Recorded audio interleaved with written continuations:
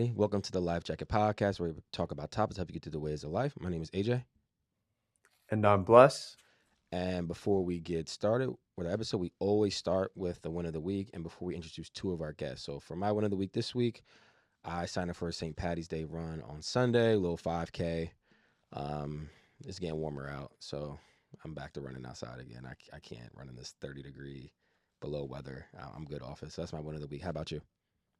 Let's go. So yeah, my run of the week, I ended up meeting some people that their life is where I want to get to. So it's cool. I'm expanding my circle a little bit and having a mentor now. To lead me in the right direction, just kind of rinse and repeat and duplicate his experiences and just be able to be a better person every single day. So it's exciting because that's what I was looking for a long time.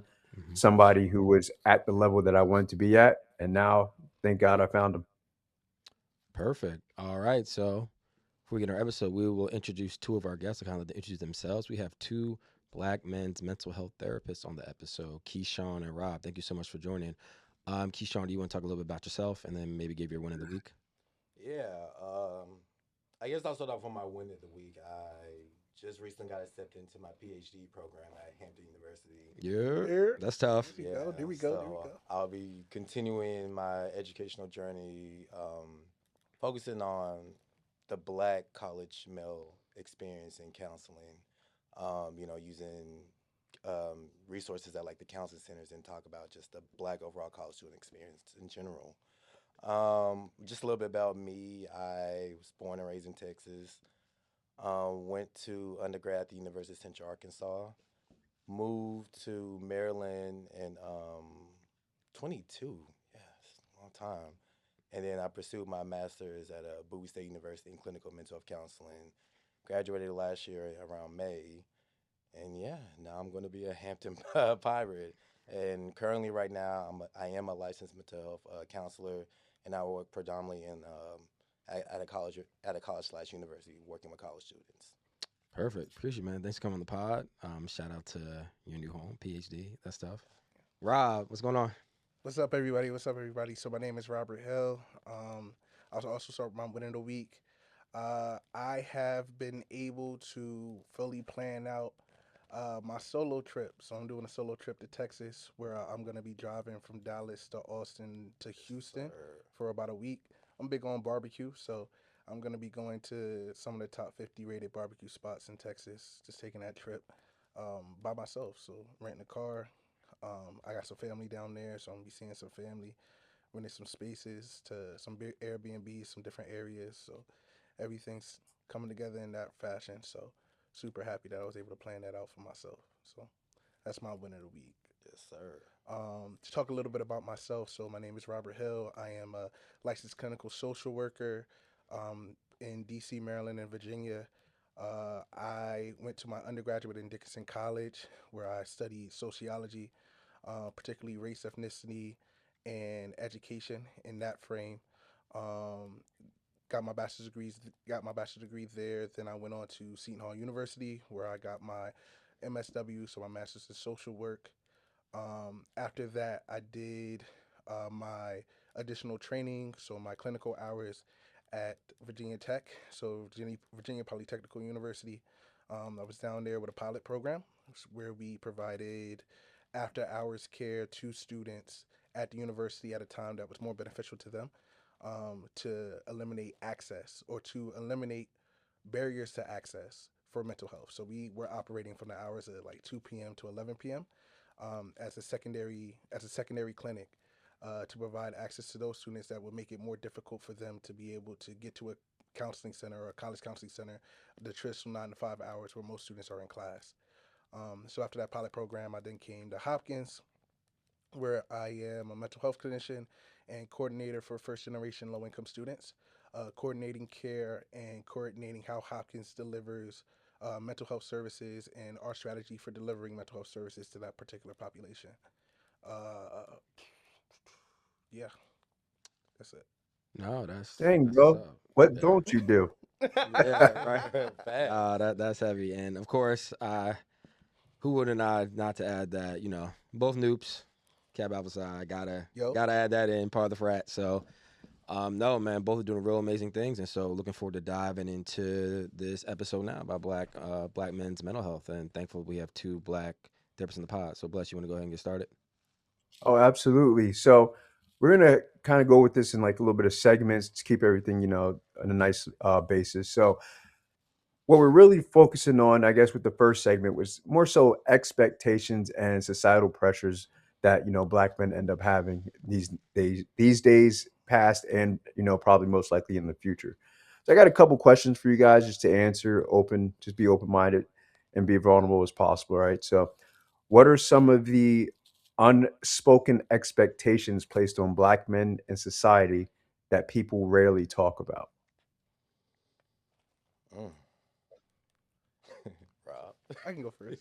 I think when we talk about black male expectations, it's a couple of different aspects that we have to look at. I think the more popular ones is to protect, provide, right, and that's something that's been happening since the dawn of time. I think another expectation is also the emotional expectation, right? The expectation to be able to not only control your emotions, but also when you're in different environments, the performative aspect to perform masculinity. So what does performative masculinity look like? Being aggressive when someone challenges your manhood, being able to um, talk and show a certain level of bravado. So bravado can be looking at the way you walk, the way you talk. It has to be masculine in the general society, right? And so we're not talking about different pockets or enclaves at which being yourself is more acceptable. But when we talk about general society, when you walk down the street, and expectations that you look and you perform. If you look like a man, you perform as a man. And male performance is that ability to um, be aggressive when your manhood is challenged, the ability to uh, be able to talk and express your emotions and your feelings very clearly and concisely. And a lot of times, that performative masculinity can be an untold expectation or a not popular expectation that we tend not to talk about, right? Like if you're gonna look like a man, you need to act like a man. Oof. Mm. The Um, yeah. I think in addition to that, because we're touching a lot of what is even considered toxic masculinity, but also survival masculinity too. Hmm. I think in addition to that, it from just what I've experienced is men always being the black men specifically being you know the caretaker of everything, having to hold down everything, and then even if you express even an ounce of emotion, you're seen as weak, you're seen as soft, you might be seen as a different sexual orientation, which there's nothing technically even wrong with that. It's a threat to your overall identity, more so your masculinity as well. And it puts a lot of black men into a space where they would rather hold things in and it will get them through versus being able to express themselves, which is why you see challenges with communication. You see a lot of withdrawal, you see a lot of detachment, you see a lot of unhealthy coping mechanisms as a result of not even being able to just express yourself, and Hmm. especially in a safe space at all. Totally agree. word. So when you guys answered that question, were you thinking it from the aspect of how black people should see black men, or were you looking at it as a whole? Um, I was actually thinking about not only my own personal experience, but what I've seen with Mhm. just a lot of my black male clients. Not specifically want to tailor around black men, not only because the topic is around black men, but also because black men aren't necessarily seen in a lot of aspects when it comes to the emotional aspect in general. I think that a lot of times that aspect gets overlooked because of the responsibilities and because of the pressure that is consistently placed on them also from just even not even at birth but just even at early stages in life. I even remember myself being told I needed to hold it down and be the man of the house, and I was only 10 years old. What am I going to do at the age of 10? The only thing I know is Cartoon Network and video games at that point in time. Mhm. But that's with knowing that and just also realizing and also understanding my own experience from even with my own therapist, it I definitely see from a more broader perspective now, from a bird's eye view, especially now, especially being in this field. Yeah. This field definitely exposes your own challenges that you need to work on while also helping other people. Absolutely. Definitely. I think very similar to Keyshawn. Like I thought about it. I thought about it not only from how black men see black men, but also how black men is seen, or at least are portrayed within the general society. Going back to that performative aspect, like we act as we act as we know, and what we know is what we're shown.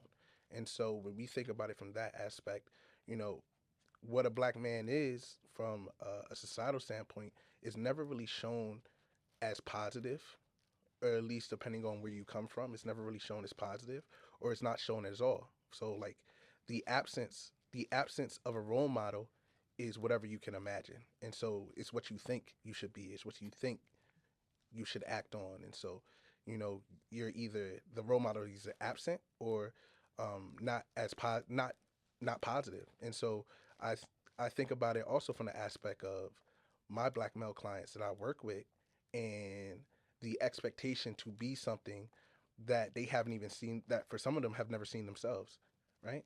And so that becomes a very real thing to kind of navigate and to understand, like where does this even come from, right? When we talk about stereotypes, it's stereotypes tend to be the general perception of a community, and it's always and almost always misconceptions, right? Because stereotypes are not applicable, they're not applicable to all people, right? It exists, it's very monolithic in the way at which it exists, right? Stereotypes is looking at everybody falls within this general range. That's just not true. Like people are a compilation of experiences and circumstances, and we all don't have the same experiences, nor do we all come from the same circumstances. Um, so yeah, when I answered that question, I thought about it from the general, and then I also thought about it similarly to Keyshawn, like the perspective of some of the black male clients that I have. Okay, gotcha. And then, so how do societal expectations around masculinity shape how black men view vulnerability or asking for help? I know you guys touched on that a little bit already, though.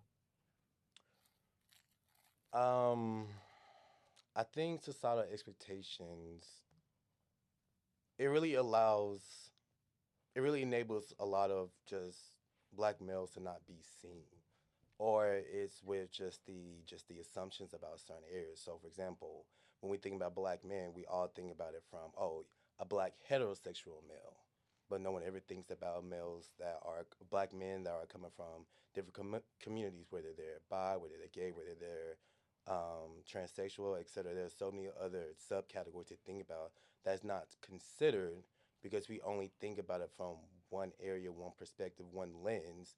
And with that even being said, that enables the behavior of other spaces or other subcategories of black men to not even feel seen or not even be considered. Especially with the societal pressure in general, it makes it harder for black men to even understand that their emotions in general. They have other avenues or way of coping, which isn't always healthy, but when are they actually having a space where they can feel seen or be considered or where even acknowledged for how they feel or even being told that their feelings are just valid? No one ever thinks about that. Black men is always supposed to be the one that holds it down for everything and for everyone. And when you're pouring into so many different cups, especially of other people, you're left with literally nothing for yourself. And it definitely makes it a very dark and lonely place, especially mentally. I think this is when we get into the aspect of depression, right? Like when we Hmm. talk about And black men's mental anxiety. health. Yeah. Hmm. And it's because of the fact that, gender roles and the way in which we teach women to be more expressive, and we teach men to solve the problem, right? And so some problems, especially when you talk about depression, depression can be is clinically defined as a constant state of hopelessness. Like you feel as though when you walk into a room, when you walk into a situation, it is completely hopeless. And so if you feel from an individual standpoint things are hopeless, and you're supposed to be able to figure it out and solve the problems, you're stuck in an infinite loop to where I can't solve this problem, which is my mental health, or I can't solve this problem, which is understanding my emotions. And so now I'm not only am I depressed, but I'm also insignificant. I'm also not a man because I can't solve this problem or I can't solve this issue. And so when we think about it from that standpoint, this constant state of hopelessness, if especially with a lot of black men that are struggling with different emotional, different, um, struggling with understanding different emotions, uh, being subjected to a variety of different triggers, whether it be microaggressions, whether it be being annexed from certain opportunities, or being defined as something that you're absolutely not.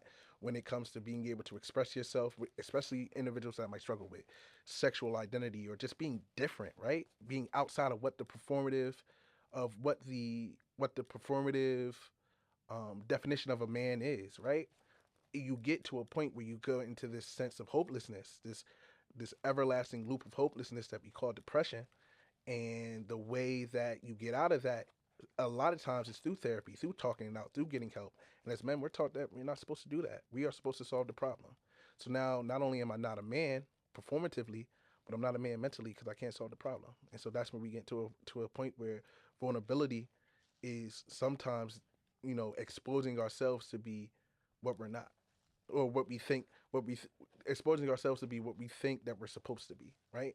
I am now telling people when I ask for help that not only am I not a man because I can't solve a problem, but I'm not like all the men that I think I'm supposed to be. And you see this with a lot of high achieving black men too, Mhm. and you see this a lot with them, and that's why they feel so lonely in that aspect, right? Like you can have this good paying job, you can have all these achievements, and you've reached to the point where you've at the top of your even your occupational aspiration, but then you still feel so lonely because of the fact that you don't know what you're feeling. And even just the stigma behind mental health in general, and even trying to get a therapist nowadays, especially with this economy, it's like, well, damn, therapy is a luxury now, and it's not. If we're being honest, self-care is not. Taking care of your mental health is not a luxury; it's a necessity.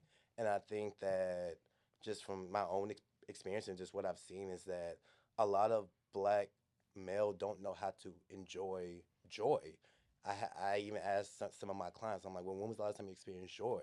And you would have thought that was just a rocket science kind of problem, because they have to take a step back and look, and it puts them in an uncomfortable position, because even experiencing joy could be seen as something derogatory, or it could be seen as, oh, I'm not doing enough because I'm not working hard enough because I'm experiencing joy in this moment. And we see it as a reward, and for what? Because you done worked your ass off so damn hard to the point where you can barely stand. Like, who wants to live like that?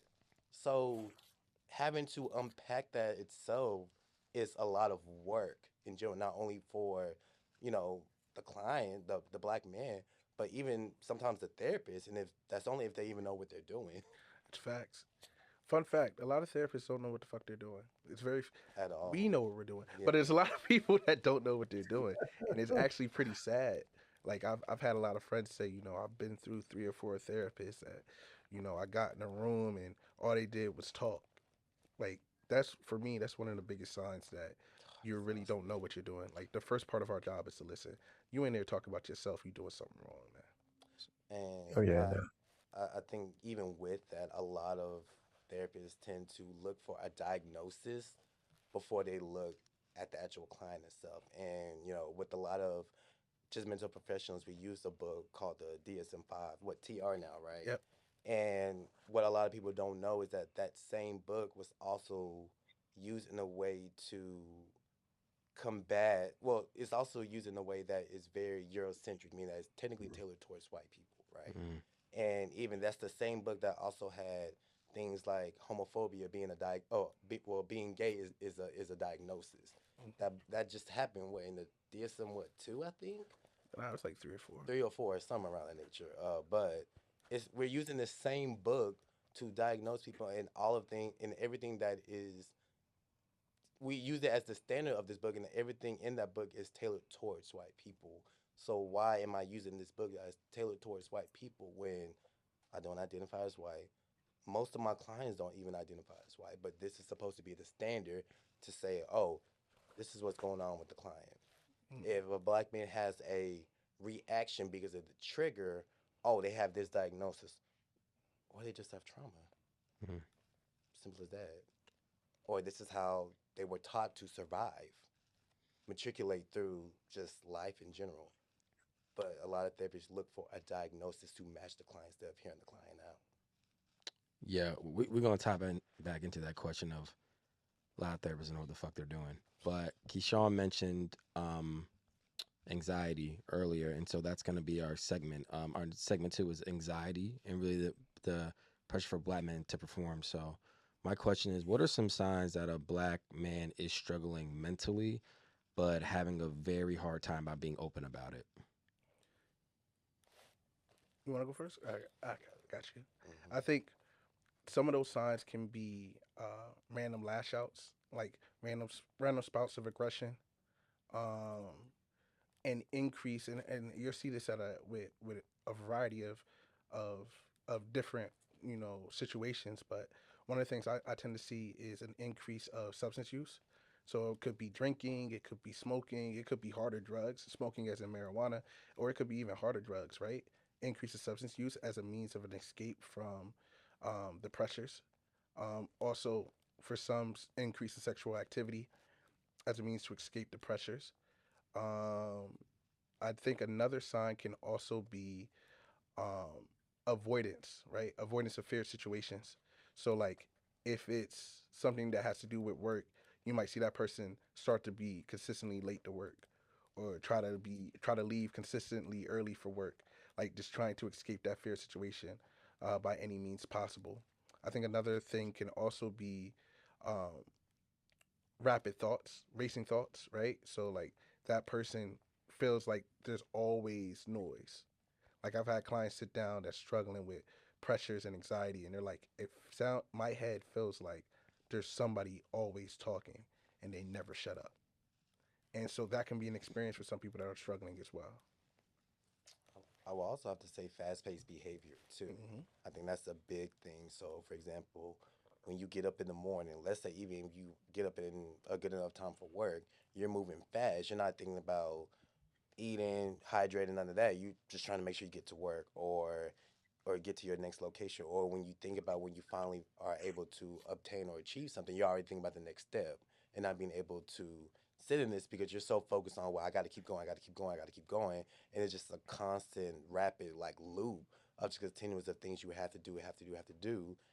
You don't take a time. You don't even take the time to just sit down and enjoy because you're so used to moving with just a fast pace or thinking about what's ahead or even predicting situations to happen before they happen if they even happen.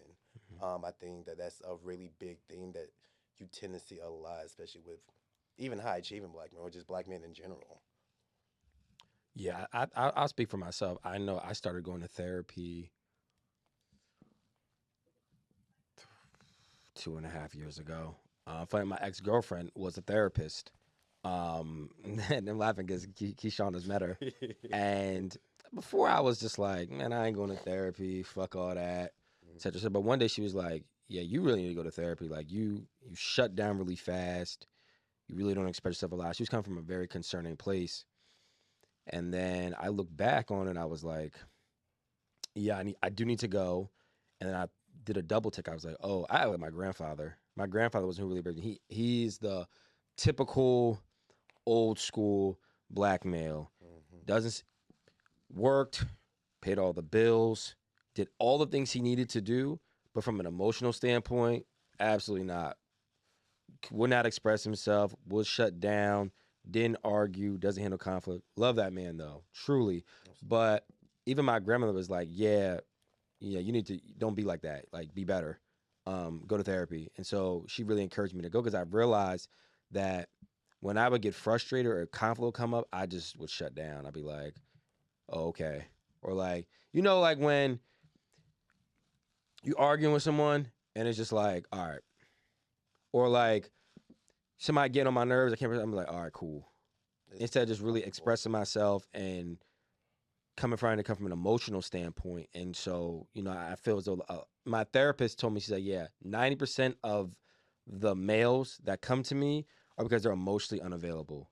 And that's what I was. It took me like oh my God, like 2 years just to get out of that because it's a generational curse. Yeah. My grandfather's father was like that. My grandfather was like that too.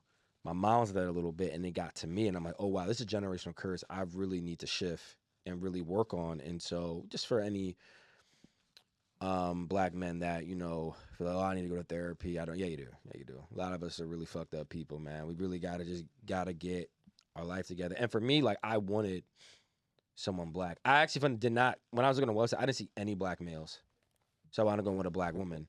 And we'll say that for another topic too, Hmm.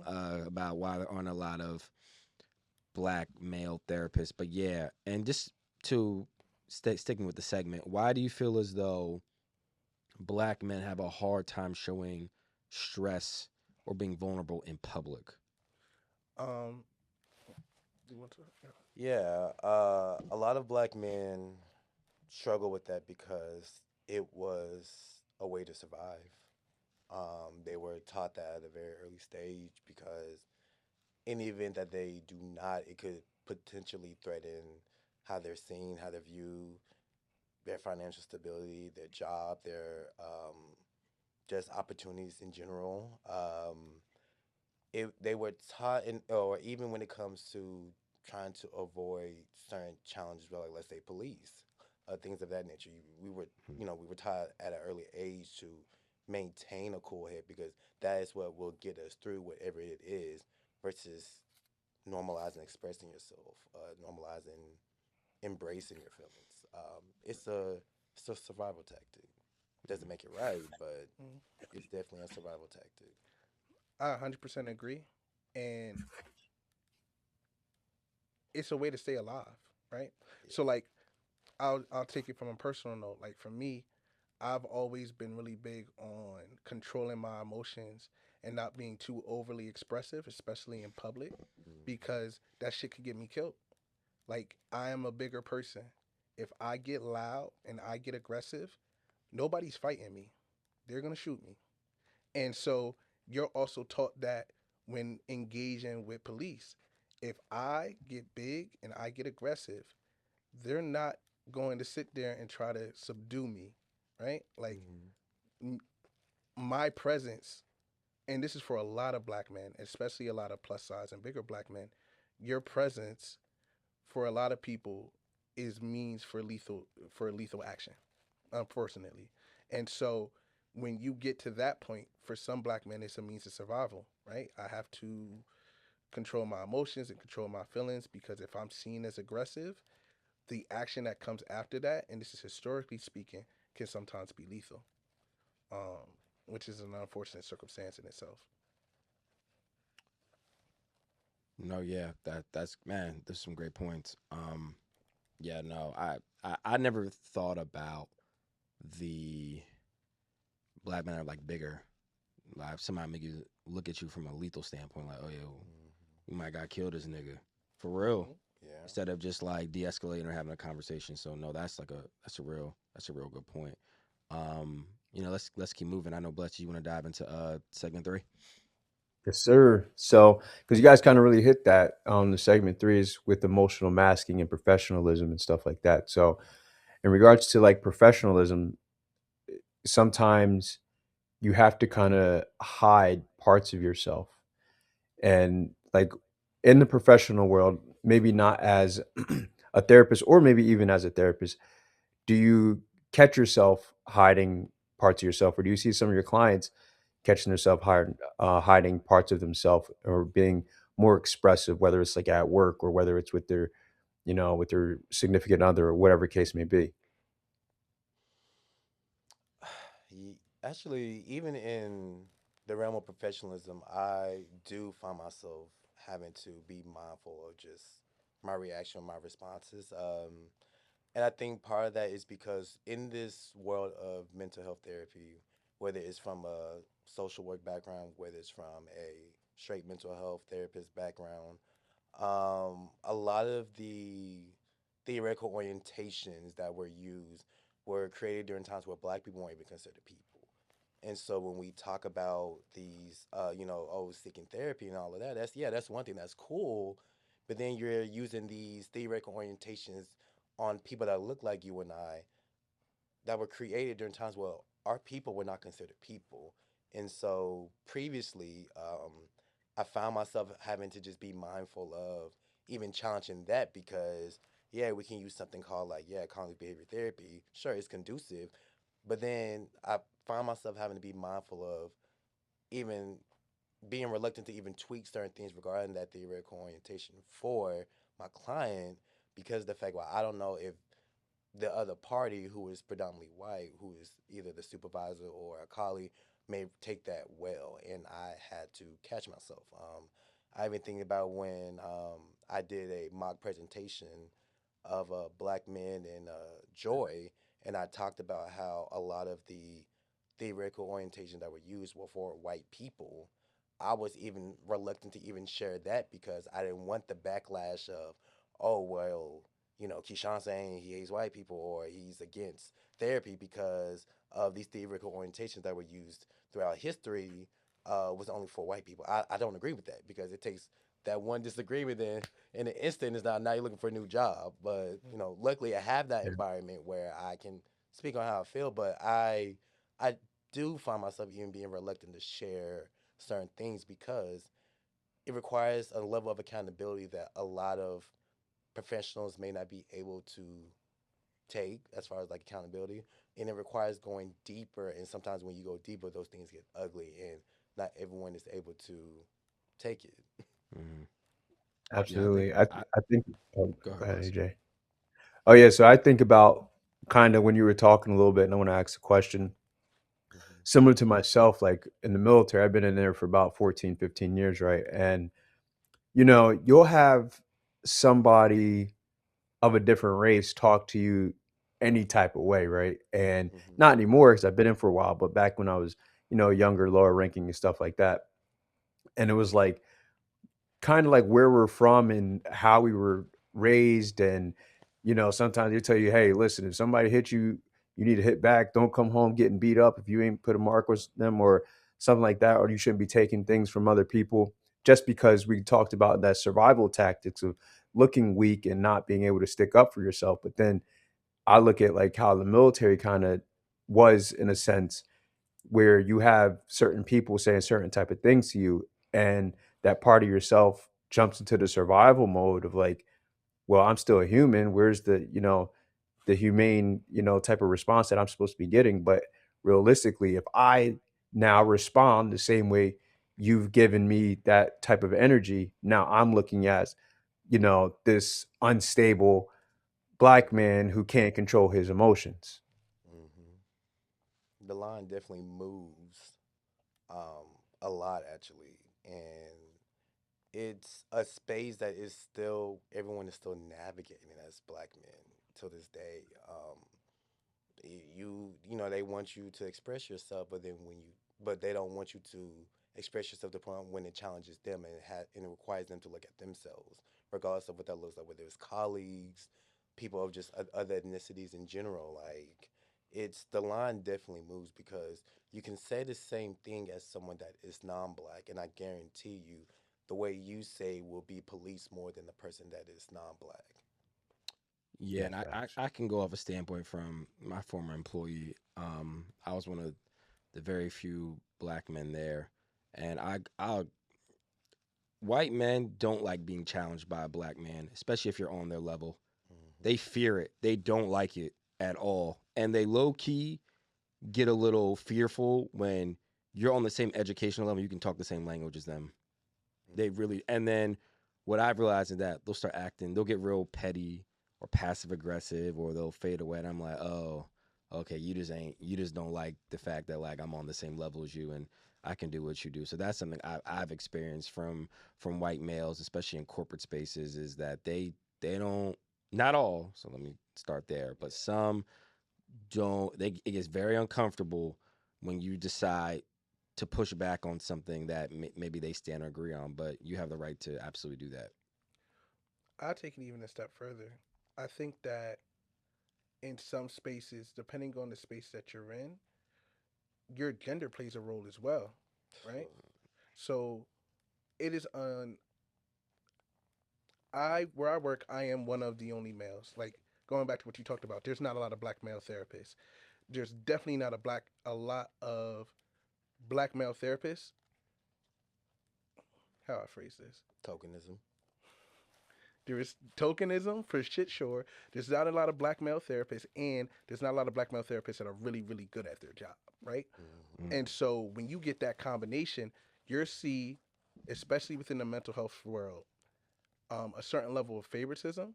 And I see how they treat black women, and it's like, yo, like things that I've had the privilege to not experience that I've seen black women experience, whereas questioning their intelligence, questioning their ability, their competency.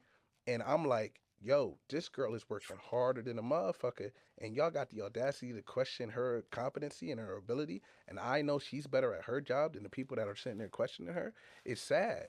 And I've seen that in so many different ways. And for even me, like as a black male therapist, I am hypercritical of the work that I put out, right?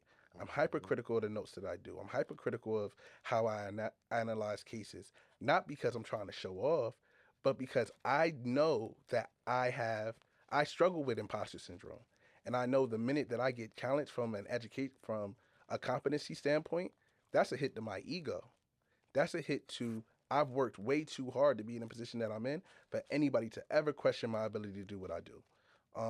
And so I tend to overcompensate. I tend to work a lot harder than my counterparts just so that something that is supposed to be, routine, I'll make sure that it's as pristine as possible because I to be challenged in that way, I know affects me emotionally.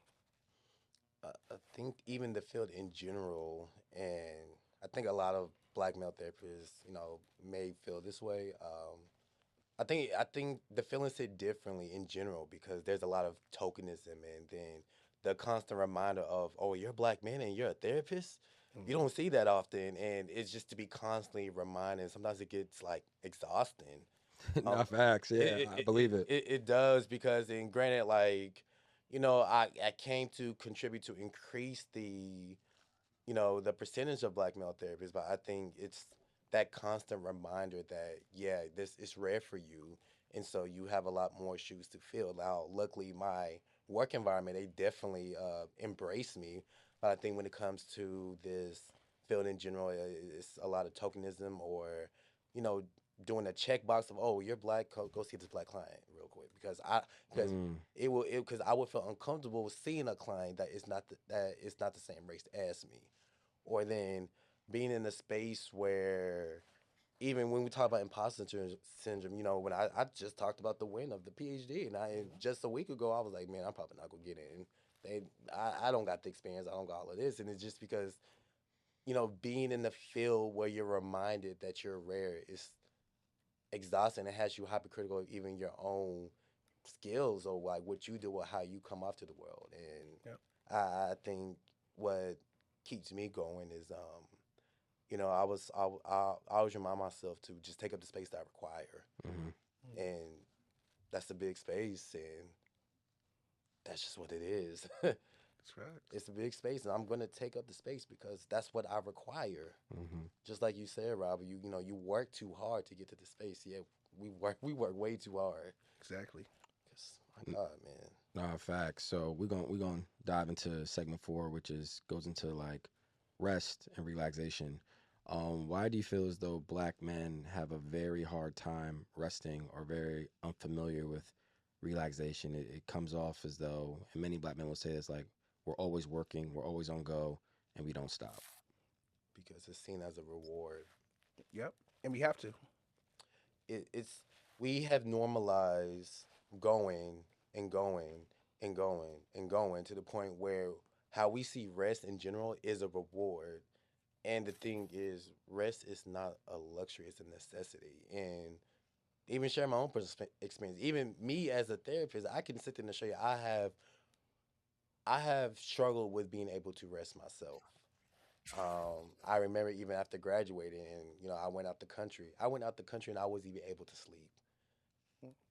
I was up thinking about, oh well, there's so much stuff I have to do because now that I graduated, I gotta figure out where I'm gonna go next. Rest is seen, as abnormal for black men. And when they are in that space where they can rest, they're still thinking about the next thing that they got to do because they were never taught mainly to rest. They were taught keep going, to keep working. Oh, you got this done. Okay, well you got to do more. You got to aim ever higher. You got to break these barriers. You got to push yourself past your limits. So when you talk about rest in a way of like, oh, well, just sit still. To me personally, I would be like, what you mean sit still? Like I got stuff I got to do. And also, I think for me, when it comes to rest, it's also, you know, the fear that you're gonna lose what you got, Yeah. right? Like if I go, like sometimes if I don't go as hard as I'm going right now, I could go back and I'm not going back. Like, with my personal experience, I grew up in a low income single mother household, and the things that I have now were things that my mom had always wanted me to have for myself, Mm-hmm. and things that I'm the first in my family to get a degree. I'm the first in my family to get a master's degree. And so looking at it from that standpoint, Same. it's like I can't go back. So like you get into that imposter syndrome, like why me? There's been X amount of generations before me that had all their lives ahead of them and had similar opportunities. Why did it take me to be able to get in this position, to be able to do the things that I'm doing now? And if it is me, then I have to make sure that I take advantage of every single moment, every single second, and be as deserving of these circumstances that I'm put into as possible, you know? And that also is I have to keep elevating, right? Because if I am the standard, right now can't be the standard for my last name. Like I've always been taught, you work for your last name, not for your first.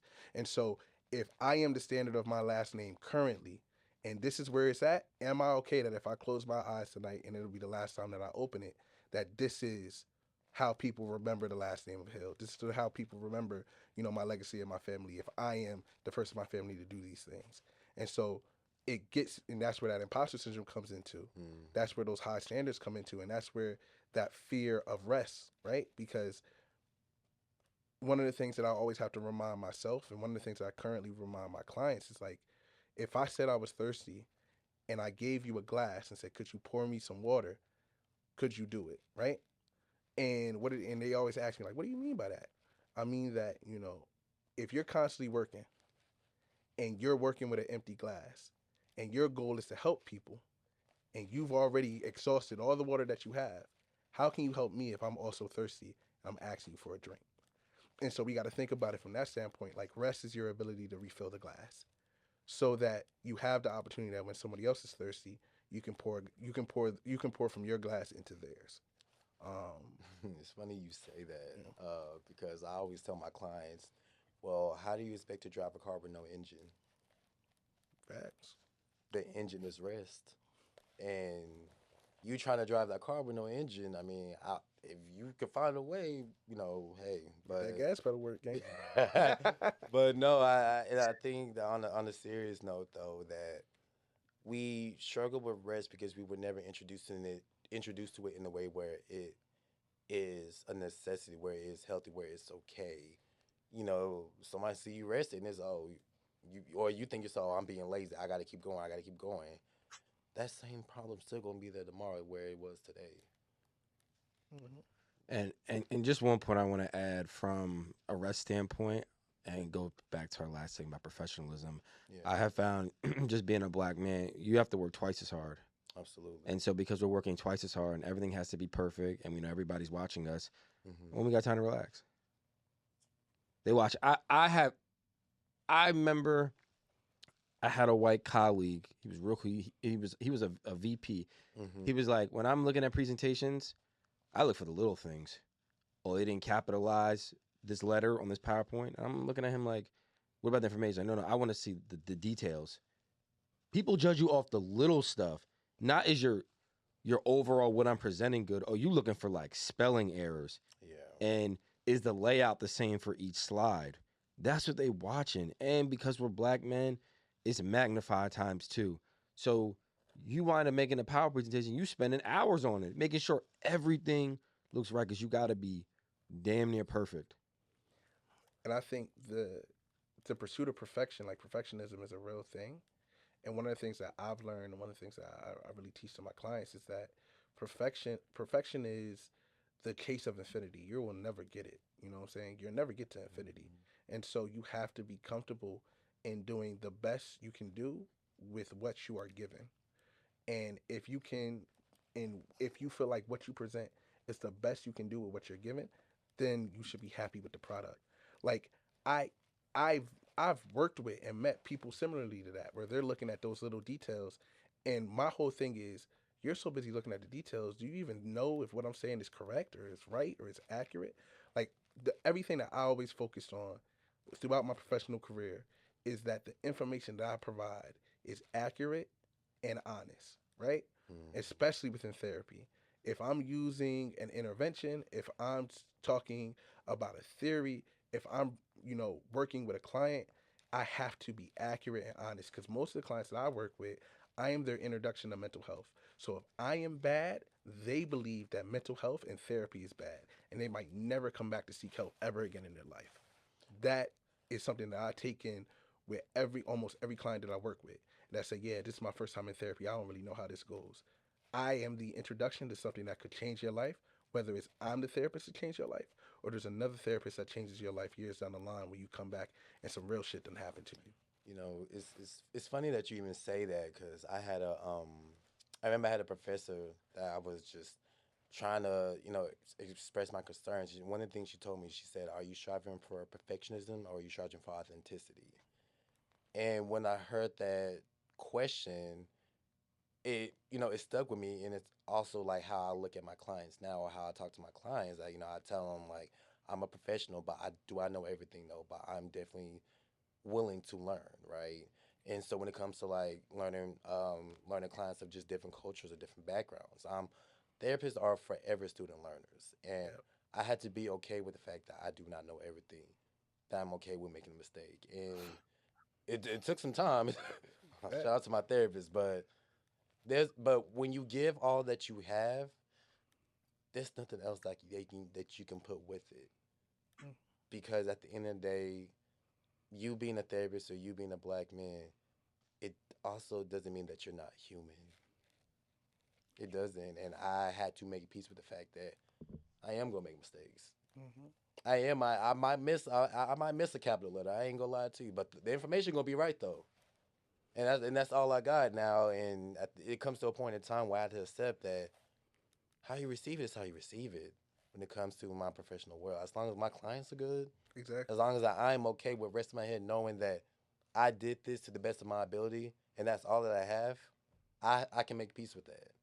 And that was probably the most challenging thing that I've had to accept in therapy. I'm That's, talking about like years, that's years, man, years. And I'm the therapist. You feel me? no, Like, real talk. Like that's a real thing because you put a lot of pressure on yourself as a therapist to produce. yeah, Like it's literally like our profession is a job where you are literally, it's you and another person for 50 minutes to an hour, and you have to solve whatever problem that's in front of them. And you don't get to check the book. You don't get to say, "Hey, wait a minute, let me look through read this. this real Yeah, quick." Nah, you gotta hear what they're saying, read and react. And there is, you don't get chat GPT in the session. You don't get no, any of that. You gotta be able to listen to what they're saying, analyze it, recognize it, and then use interventions or have a plan set out to how to help this person. And I think that it's the most authentic form of care that we have in the world, where it's just it's me and you, and we gonna figure this out together. Yes. And those, since you guys are talking about, being black male therapists and stuff, that's actually, right into our next segment. So, kind of like what really inspired y'all? Kind of like how'd y'all end up wanting to become therapists? Was it, you know, oof, I can go first with this one. yeah, mine's too long Uh, I for think that. for me, I was just telling one of my friends about this. Uh, my professional career is so crazy. My first two jobs, I got let go. So my first job, I was a college admissions officer, or a college counselor. Yeah. So my first job, I was college counselor, and I was in charge of the entire district that I was in. It was Chambersburg School District, and they had two different high schools. And I was in charge of working with their juniors and seniors and preparing college portfolios for them. And this was right after I got out of college. And to say I was overwhelmed is an understatement. And then I got to a point where it was the end of the year, time to renew the contract. He was like, listen, like, we know you trying your hardest, but I don't think this particular job is for you. And again, ego hit. So I'm like, ah, shit, Mm. not getting my contract renewed. So I go, I apply to a different job, and I work for the EOP program in New Jersey as an admissions counselor. And so I had to work for the admissions office for Seton Hall, and I had to work for the EOP program for Seton Hall. I'm out there, I'm doing a great job, I'm doing it. And um, my brother passes, and I get into like this form of depression, and I struggle with my work. And they were like, yo, like it's getting to a point where, you know, you can either leave or we let you go, right? And I decided to leave. And so when I left, I was already in a counseling program to be a guidance counselor. And I thought to myself, I said, I have always been good with talking to people. I've always been good with expressing my feelings and expressing and listening to the feelings and emotions of others. And I said, I want to make this a career. And so I say, it was crazy. I switched over to the social work program and I didn't have another job. I said, I'm going full time into school. And when I did that, to the grace of God, the director of the social work program was like, we just got this brand new scholarship, and it also comes with like a job, a part time job. I said, all right, man, I'll shoot out for it. I applied for it, and they hired me, and they gave me a $15,000 scholarship for grad school. Mm. And so I was like, oh shit. So I was able to, supplement that. And when I got into the field and I did my first session, I was like, yo, this is what I want to do for the rest of my life. Like I get to sit in front of somebody and I get to analyze a problem and figure out how to create a solution together. And it's with a lot of times with therapy, it's evidence-based practices. It's more scientific than a lot of people give it credit for. It's more technical than a lot of people give it credit for. And when you dive into the particulars of it and really understand that, in the same way that a doctor prescribes medicine, a therapist uses words and interventions to heal those that come in front of us. And so it's like when you dive into that and you learn more about it, and you're as a therapist, when you understand that you are a constant learner and a constant student of the craft and you really love what you do, it becomes transformative, not even for yourself, not for your client, but also for yourself. Because of everything that I was going through, I could better understand myself, which allowed me to better understand my clients. And I could see some of the things that I dealt with when my brother passed, and some of the things that I've dealt with throughout life, and be able to bring, not necessarily bring my problems into the room, but bring a level of empathy into the room that allowed me to be a better therapist. And so Mm. that's what made me kind of get into the field. Okay. I, oof. I would have to say that my journey into the field started when I was a sophomore in undergrad. It was during that time frame. George Floyd happened, COVID happened. It was just back to back things just happening. And mind you, I was in Arkansas at the time. Do keep that in mind. So, and originally I was a criminal justice major. My minor was substance abuse counseling or addiction studies. And I remember I was infatuated with just the idea of the counseling courses. I was taking the psychology course, and so I ended up like switching my major in general. But then I was also just going through it mentally. The only people that I had were like my friends at the time frame. Like we were each other's safe space. I mean, I tried to book a counselor in the counseling center, and there was only one black counselor in there at the time. And you'll be lucky if you even got one session in with her in a year or in the semester. And so imagine going through all 4 years of college and you have no counseling services. And but then at the same time, you're trying to vent to your family about what you're going through, and it's, oh well, we got you into college. You just gotta keep going. You gotta get this degree, and you're gonna make it. And it's more than that. You're going through identity challenge. You're going trying to figure out who you are. You're probably broke too, if we're being honest. Mm. And Yeah. then Yep, hit 'em up. facts, that college broke hit different. And then you're engaged in your academics, and 9 times out of 10, there's a high chance that you're also first generation, and that was me. And so I told myself, I said I never want to see a black college student go through this kind of just challenge again, where they don't even have a space where the counselor service that is advertised can be used, because it's not a therapist that even looks like them, or if you do, you're only limited to 1 to 2 sessions a semester, and you're here for 4 years. Mm. And so that, started just my journey because of what I lacked in college. Like, I was happy that I graduated from my undergrad, and I was the first in my family to get a college degree, but I left there traumatized, not knowing how to Mhm. efficiently communicate what I was going through or explain how I feel. And it was so lonely at one point, and I felt like I was doing a lot of trauma bonding with others versus being just embracing like the friendships, because we all done went through so much shit Mhm.